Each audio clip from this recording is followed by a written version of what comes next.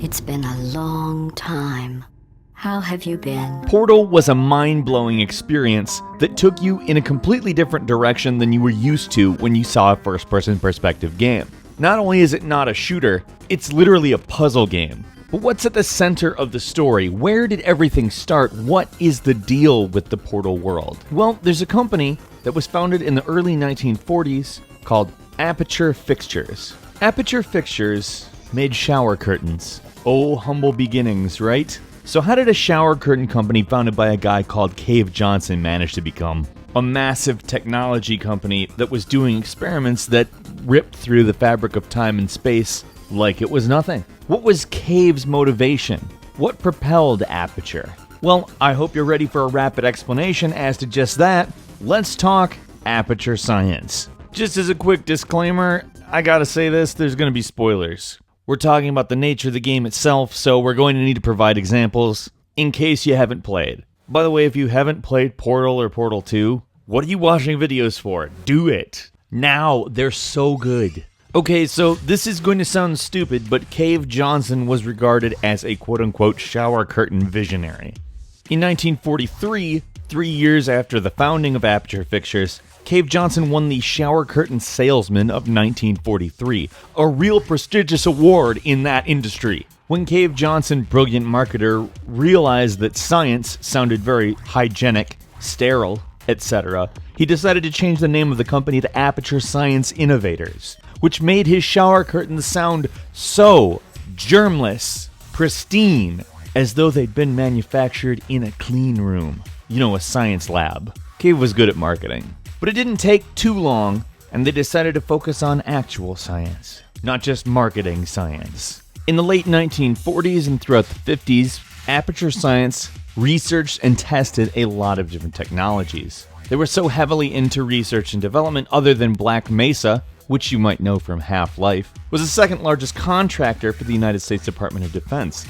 Where Black Mesa was a little bit more serious, though, Aperture Science's various contributions were a little bit more on the absurdist side. From storage and companion cubes, to Propulsion Gel, which made things that you threw at that surface covered in that gel bounce away as though they themselves were made of rubber. The Valve universe needed some bit of levity and some bit of absurdism, and Aperture Science filled that slot gracefully. But that's history. What do you know Aperture Science for? Well, the game's called Portal, and they invented the portal gun.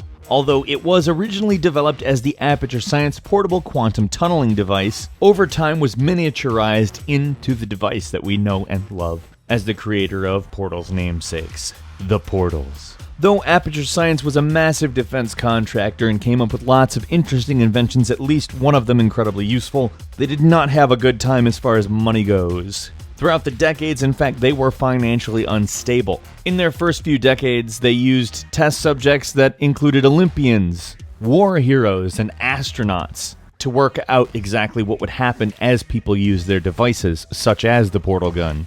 But as their financial health diminished, Aperture Science paid $60 to homeless people every time they participated in a test. It wasn't a pretty time in Aperture Science history, but it did give us Propulsion Gel, and when any of us don't want there to be very much friction, we all use Propulsion Gel, right? In the 1980s, to save money, they finally decided they're just going to make testing mandatory for all employees, which, led to several people quitting and a lot of other people dying, because the tests weren't exactly the safest thing in the world. Did I neglect to mention that? I'm sure they did too. In fact, the tests were dangerous and grew more dangerous over the years. They were testing technology that ripped holes in space-time, and, well, that didn't always go so well. They actually created a gel that allowed portals to be conducted better, which, if you don't know, means a surface that you couldn't shoot a portal on now lets you put a portal on it. It's a mechanic thing that they created a justification for story-wise, which is cool. Good job. But the portal conductor did not come without cost. Cave Johnson was actually poisoned by the moon rock experiments that did yield the gel, but progressed into a debilitating illness that possibly ended his life. As his illness progressed, Cave Johnson wanted his consciousness downloaded into a computer. He commissioned a lot of artificial intelligence research that yielded some pretty impressive results. And although it isn't completely clear what happened to him, he was not downloaded into the computer as he wished. But we do know that he asked, in case something happened to him before that could happen, that his assistant be downloaded in his place. He knew that she might not want to do it, but he said force her to. So that happened. So we can make the assumption that Cave Johnson probably died somewhere between the 1980s and 1998, because the artificial intelligence that they downloaded his assistant Caroline's brain into was activated in 1998. Its name, GLaDOS. On Bring Your Daughter to Work Day, an annual event at Aperture Science's laboratories, GLaDOS was officially activated. This didn't go well for any of the scientists and their daughters, because GLaDOS flooded the place with neurotoxin. The interesting thing is that it happened 2 days before what happened at Black Mesa. You know, an alien invasion which basically screwed over Earth. 2 days isn't a very long time. Sure, they might have tried to find out what happened at Bring Your Daughter to Work Day, but probably not a lot of stuff would really make sense or reveal itself. And when an alien invasion of Earth basically scorches the place and keeps everybody underground, a little laboratory in the Upper Peninsula of Michigan, one of the most uninhabited non-desert places in the country, well, that place starts to seem insignificant. Who do you think was going to investigate what happened at Aperture? The Combine? Oh yeah, I'm sure they were super interested. No, the very few survivors were really the only ones that got to try to figure anything out. Between Shell, who was kept asleep and woken in order to be tested, and Doug Ratman, who basically lived in the walls for a while. A long while. So nobody really noticed what happened at Aperture Laboratories. I'm sure families probably questioned it, but being it was underground and off limits, I doubt they ever got answers. Hell, who even knows how long they lived after the Black Mesa incident? The point is, you wake up and you're forced to go through a bunch of tests by GLaDOS, who is completely obsessed with testing for whatever reason, and a lot of Portal is actually learning about what happened in the past as you push forward to get out and have a future. Aperture Science is steeped in history and really serves as the backdrop to a very compelling story.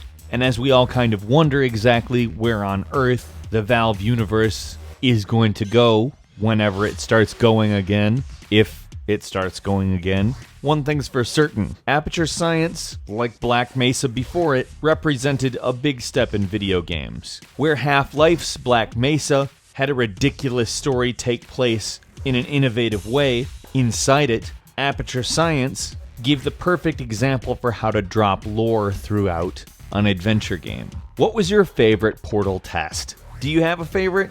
Let's talk about that in the comments. If you enjoyed this video, please click the like button, and if you're not subscribed, now's a great time to do so. We upload brand new videos every day of the week. The best way to see them first is a subscription. As always, we thank you very much for watching this video, and we'll see you next time right here on gameranx.